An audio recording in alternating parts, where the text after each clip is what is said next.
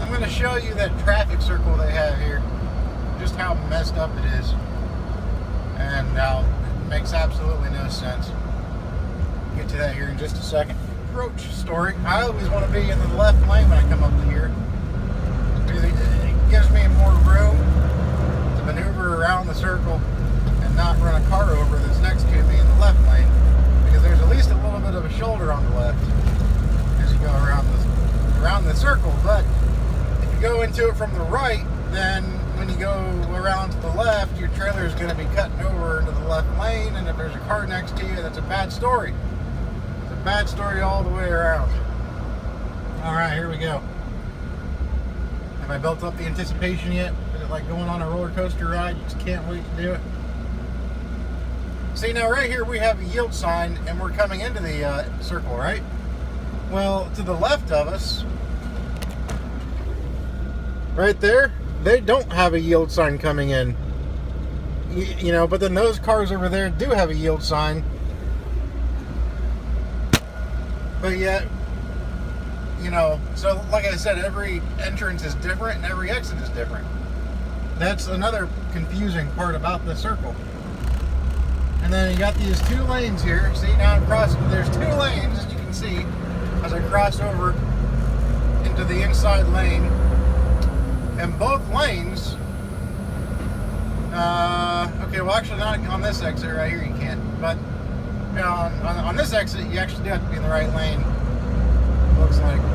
But on most of these exits, see, look at this. I mean, just look. Now I got a truck on my left side here, a construction truck. So I got to go way out wide. I got to cut traffic off, just so I can go out wide enough to pass that construction truck that is right there.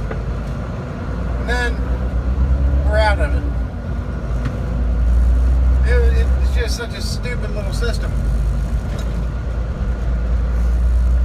I don't, you know, a traffic circle with one lane is bad enough.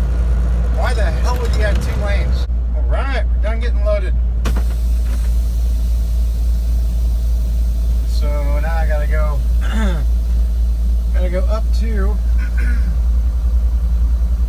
to the main office area and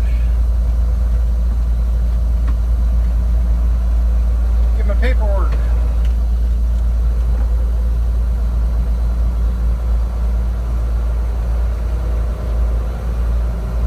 But of course, first and foremost, I need to go back and close the doors, because after all, this is a refrigerated trailer, and I've got to set it 32 degrees. So the last thing I want to do is keep those doors open for too long.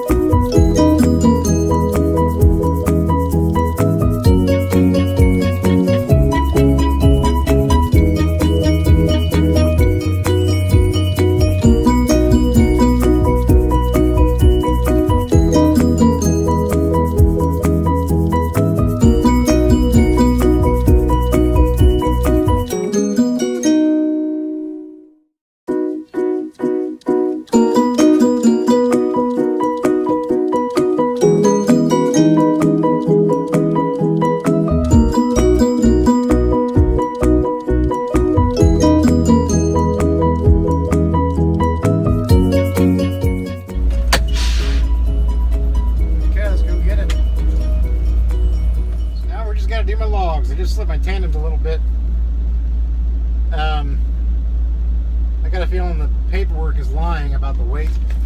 The paperwork says it's only 38,000 pounds, but they left off 2 skids because they hadn't made this product yet. So they left 2 skids off, which meant there should have been extra space in the back, right?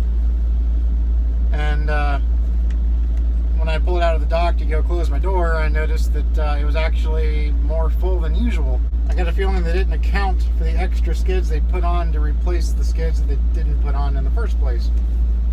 And I'd be willing to bet that I'm probably pushing about 42,000 pounds, and it's telling me I'm pushing 38,000. So definitely going to go get that weighed and be sure. And I just slid the tandems though because they were pretty far forward compared to the very last skid. And that's how I like to line my tandems up. I want to line my tandems up right directly under the last skid, or at least the last row of skids. That way, it usually balances it out a little bit better that way, I think. And more times than not, when I go weigh it, if I do it that way, it's just about spot on. It's about as evenly distributed as you can get. Some might call it socialist. Now we're going to do this circle again here. Maybe get another example, or a better example of what it was like. This is the direction I was going when that guy tried to go around me in the semi. Come on, truck.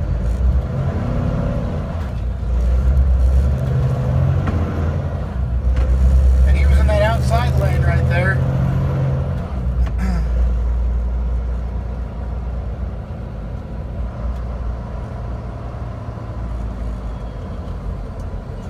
See, now I'm supposed to yield to these guys, but nobody's coming, so.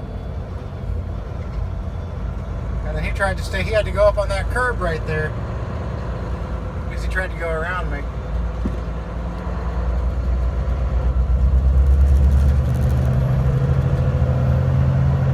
All because he had to be first. He just wanted to be in front of me, which I think as another truck driver you would understand that's just not the way it works sometimes, but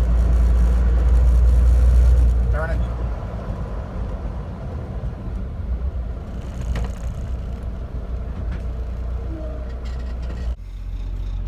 Alright, you know you need to take a shower as a truck driver when you can really start to smell yourself. Disgusting, huh? But I'm going to utilize my shower and get the fullest usage out of it. I'm going to go ahead and take a walk, even though it's about 10 o'clock at night. I'm going to go for a walk. Maybe a couple miles, I hope, anyway. And then really get myself building up nice and stinky. And then go take a shower. And come back out here and have some lunch. And, you know, yeah, it's 10 o'clock at night and I'm just now eating lunch. And then get back on the road. Keep going. So I was just thinking, am I the only one out there who thinks if you're gonna buy or drive a motorhome, you should have some sort of an endorsement on your license? Something proving that you're capable of operating something so much larger than your typical passenger car. I just passed a rental RV. You know, you can tell they're rentals. They have these, you know, wraps on them that look like pictures of mountains. A happy family, you know, taking a picture, you know, with the dad wrapping his arm around the son, pointing at this object that you can't see, you know, just with these big smiles, having a great time. But what they don't do is point out the fact that dad probably doesn't know how to drive anything larger than a minivan. I mean, you gotta have an endorsement to ride a motorcycle. How can you go out and buy a motorhome and not have to have some sort of an operated. I mean, even these Class C motorhomes, I believe is what they are. The ones that are basically 1-ton vans, box truck type vans with, motorhome complements, so to speak, and even those. That's the one that. What I was saying earlier was, I saw the one that was rented. He had just pulled out from a rest area, and he just starts veering over into my lane, and I had to go on the rumble strip as I was passing him. He was only going about 50 mile an hour or so. But a lot of it has to do with the fact they aren't used to driving something that wide. And, the motorhome part of it is wider than where the driver is sitting on those Class C motorhomes. So, they're not used to that kind of stuff. They're not used to having to take into account that where they're sitting might not be as wide as what's behind them. So there's a lot of variables in it, but yeah, in my opinion, I really think these guys that go out and buy motorhomes or rent motorhomes, you should have some sort of an endorsement. I don't think you should be able to just go all out willy-nilly and buy or rent a motorhome. Yeah, people can say, oh, that's statist of you, that's blah, blah, blah. Well, guess what, guys? Operating a motorhome is not a right. So I really think you should have to go through something to prove that you are capable of operating. I had to go through something to prove I'm capable of driving this big truck. So they should have to do the same thing if they're going to drive something bigger than a car. Hell, they had to prove that they could drive that car. The only similarities between the car and the motorhome is the fact they both have a steering wheel and a gas pedal and a brake pedal. Everything else is different. If you don't know how to if you don't know how to adapt to the type of vehicle you're driving, you have no business driving that vehicle. That just really annoys me. Hell, even Swift drivers had to go through schooling. It may not seem like it, but they did. Like I said before, motorcyclists have to have an endorsement. They have to do their own little thing before they can even, operate a motorcycle. And motorcycles are, I can understand why, but at least you don't have that size issue, with a motorcycle. If you wreck a motorcycle, you're only going to hurt yourself. Very rarely does a motorcycle get into an accident and the car or the driver or a passenger of the car was severely hurt. That just doesn't happen that much. I'm not saying it doesn't happen, but if you're driving a motorhome, especially one of these big Class A motorhomes or whatever the big motorhomes are that look like buses, if you're driving one of those things and you hit somebody, that person's probably going to get killed. But you don't have to have an endorsement to operate it. It just makes no sense. And I think there might be a couple states that do actually require some sort of proof that you're able to drive one, but I don't know which states they are. I wouldn't be surprised if California. See, no, I bet you anything, California does not. Only because they're so stupid backwards with their laws. I can almost guarantee they probably don't. But whatever, I guess. I'm not the lawmaker.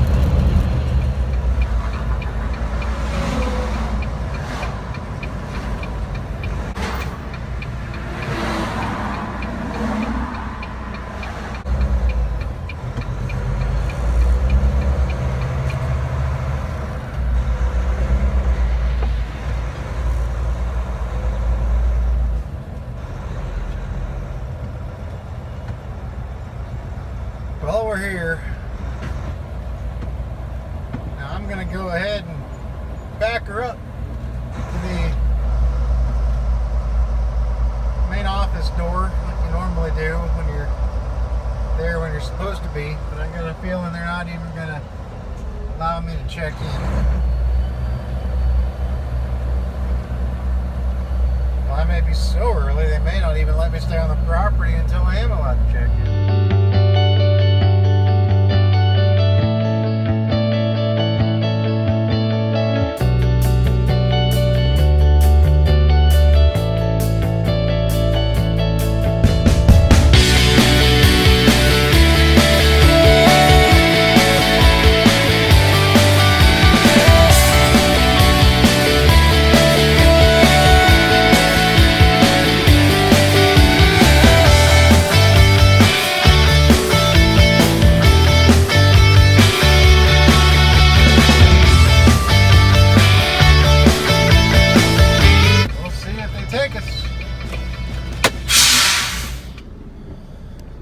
Alright guys, I'm done for a while. Down here in Cincinnati now.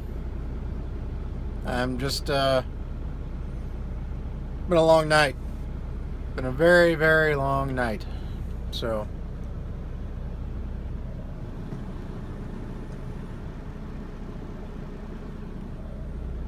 I'm gonna go ahead and cook some dinner. Got it, just so same mundane stuff, isn't it? But yeah, like I said, we're here at Tropicana. My appointment isn't until 4:30 in the morning tomorrow, and it's right now about 9 in the morning. So, but they are supposedly going to work us in this afternoon. But I've been awake since about 11 o'clock yesterday morning, so I'm gonna go to bed and get as much sleep as I can before they put me in a door. Yep, here I am.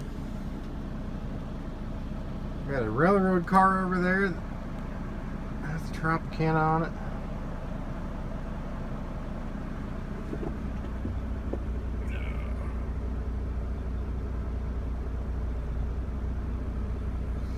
You know, I gotta say,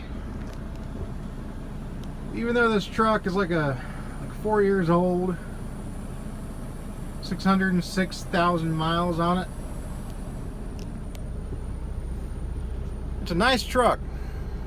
It's a really nice running truck. I mean, it's got issues. It's got issues. But it drives really well. That's one thing I gotta give it to Volvo. I mean, if I buy my own truck, it's gonna be a Volvo, because they drive amazingly well. You know, going down the highway, it's just smooth. Very very minimal driver fatigue in this truck. You know, and I've been driving Volvos for the past 3 years, and I drove a brand new Volvo, a brand new 17 at my last company, and now I'm in this one. And granted, it has it has a check engine light on the dash, and the radiator, you know, needs replaced. But it's gonna be gone through pretty thoroughly when I'm off work for a few weeks coming up here soon. So should have all that crap worked out of it by the time I come back. But it just drives great. I mean, absolutely great. You know, it's relaxing to drive. I mean, I wish I could get, I don't like stuff like on the steering wheel right there. I'm real finicky. I'm real picky when it comes to keeping it, you know, keeping it looking as new as I can on the inside. You know, like I've got some cleaning wipes down here. Every other day I'll wipe down the whole dashboard just to kind of make it look clean. It's due for another wiping. I'll probably do that here soon or later on today, but I try to keep it looking clean. You know, see though, I mean, like, it still looks fairly new, you know.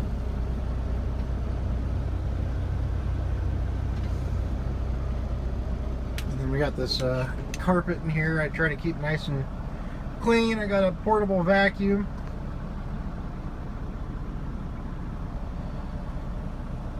It just, cleaner you can keep it looking, you know, just the more comfortable it is. So I do what I can.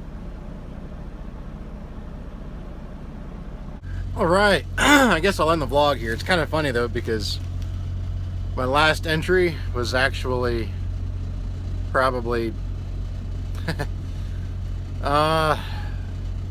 15 hours ago or so, maybe. Yeah, I got down here to Cincinnati, and I got down here at 8 this morning, and they told me to park it basically, and I was told I'd be worked in. Well, I fell asleep. Nobody ever came out and got me.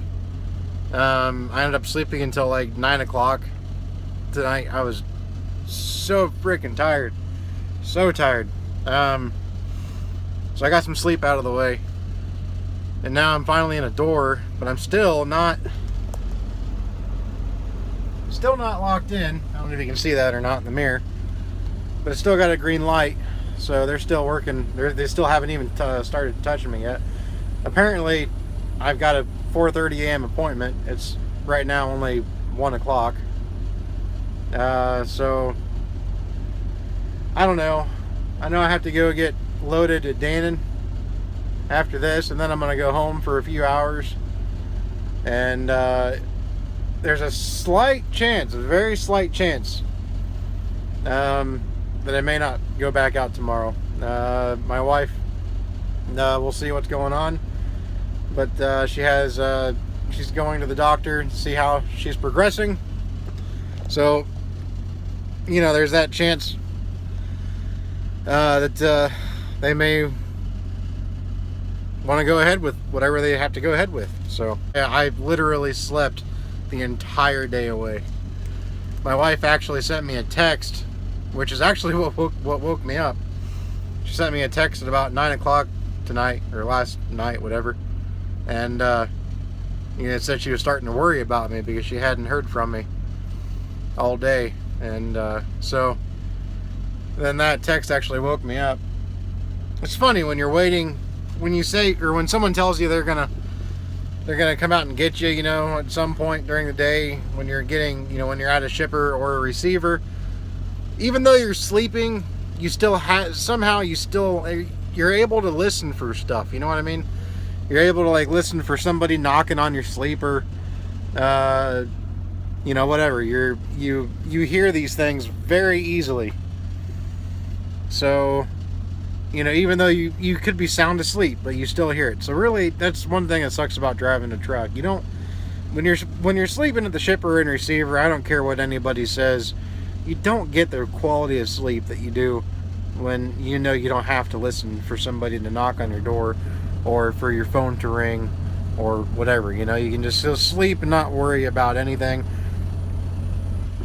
That's what I call my time. That's why when I'm in the sleeper, I call that my time when I'm on my break. Because it is. It's my home. I'm at home. But when you're on a shipper's property or a receiver's property, it's completely different. Even when you're in the sleeper, you're still kind of on call. You know, you're still just waiting. So that's where I'm at right now. Looking forward to getting out of here and going up to Dannon and getting loaded. So guys, with that said, we'll see y'all later. I'm going to go ahead and end the vlog right here. I hope you all have a good one and stay safe out there, alright? We'll see ya.